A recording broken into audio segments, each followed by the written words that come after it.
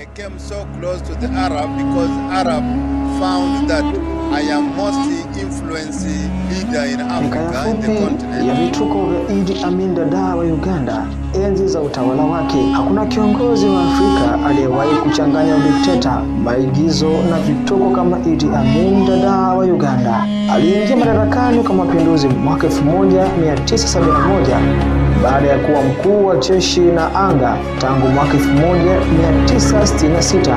Mwaka 1972 alifukuza Wahindi na Pakistani wasiokuwa na uraia wa Uganda. Takriban 60,000 walikimbia wakiacha nyuma uchumi uliokuwa ukitegemea sana ujuzi wao. Uchumi wa Uganda ukaporomoka ghafla, lakini mbali na ukatili, Amin alikuwa mchekeshaji wa kutisha.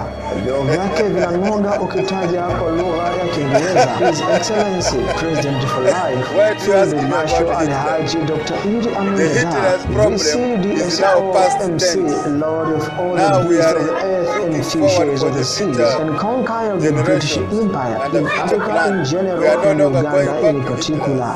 Mwaka 1975 alilazimisha wafanyabiashara wanne wa Uingereza kumbeba kwenye kiti kama farao wa Misri katika tafrija mabalozi. Wengine walisema ni kwa sababu Malkia Elizabeth alimkataa alipompelekea barua ya posa amuoe. Aliamuru Uingereza waliobaki Uganda kupiga magoti wakitaka kumuona. Alilazimisha watu 12 kula kiapo cha utii mbele yake wakiwa wamepiga magoti, na yote akarushwa moja kwa moja kwenye runinga. Katika kisa kingine alimshikilia Dennis Hills, Mwingereza alimuita wazimu, hadi Uingereza ilipomtuma waziri wa mambo ya nje James Callaghan kuja kumwokoa, lakini Amini aliwaamuru wajumbe wote wampige magoti kwanza.